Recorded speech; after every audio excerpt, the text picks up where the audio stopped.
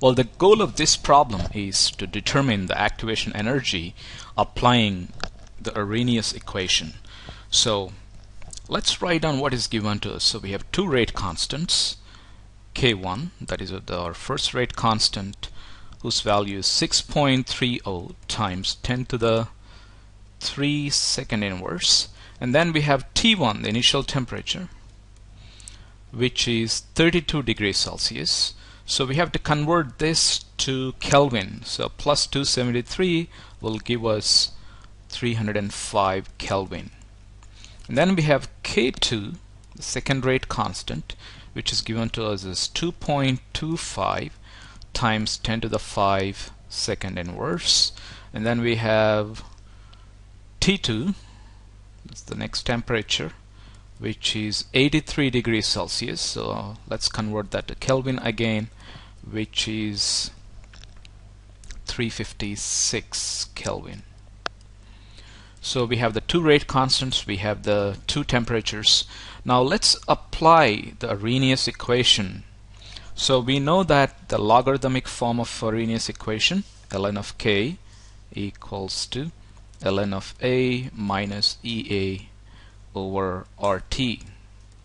So if I rearrange this a little bit, so I can rewrite this as ln of k equals negative ea over RT plus ln of a.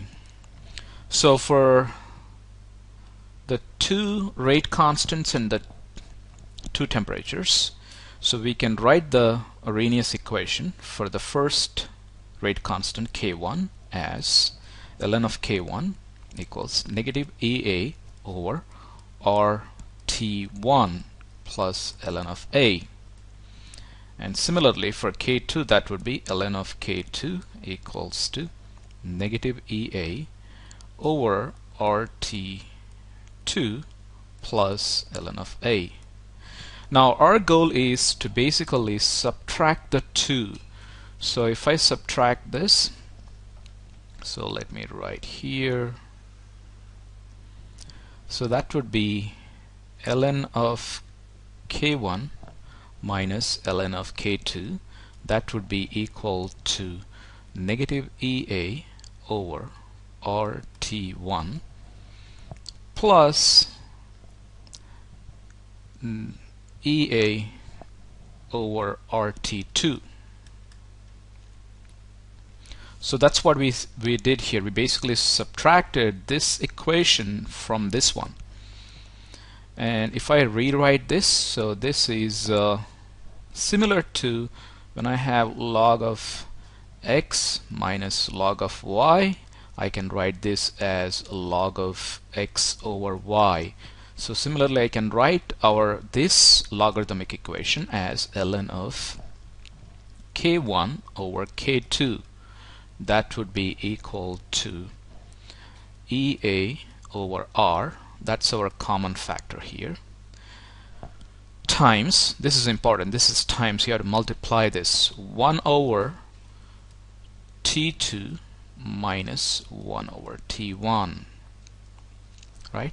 So this is our expression, the equation that is required to solve this problem. But you don't have to derive this or deduce this entire equation, because this equation is given to you in the data booklet.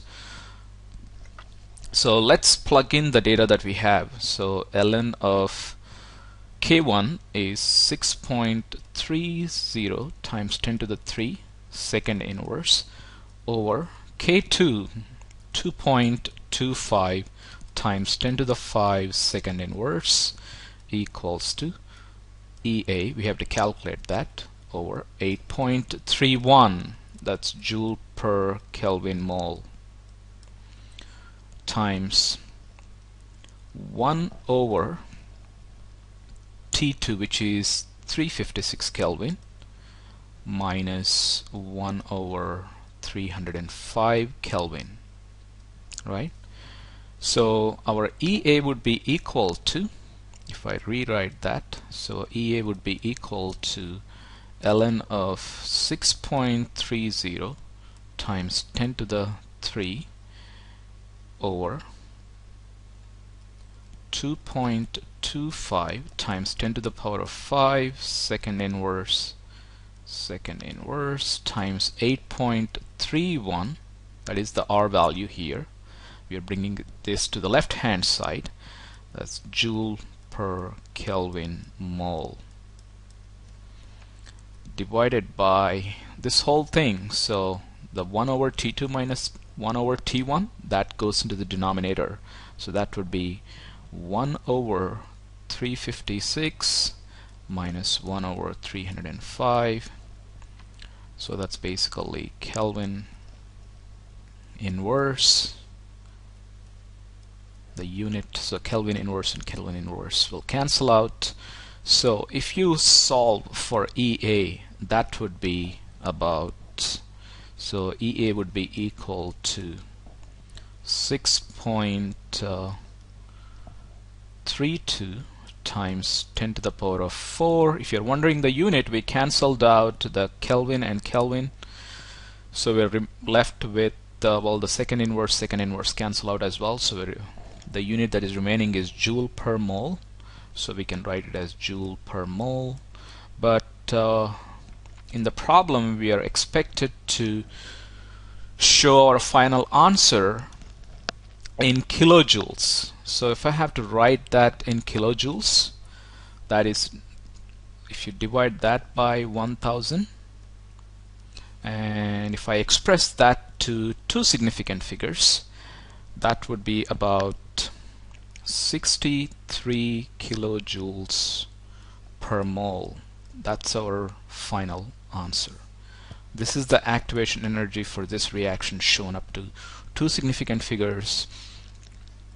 And just the most critical thing here is basically you have to convert the temperature given in degrees Celsius to Kelvin. That's a must. And as I mentioned earlier, so you don't have to derive this or deduce this entire equation, but this final equation here, this is given to us in the data booklet. So this is in the data booklet. This equation is given to us in the data booklet. So you can apply this to solve for EA, or the activation energy.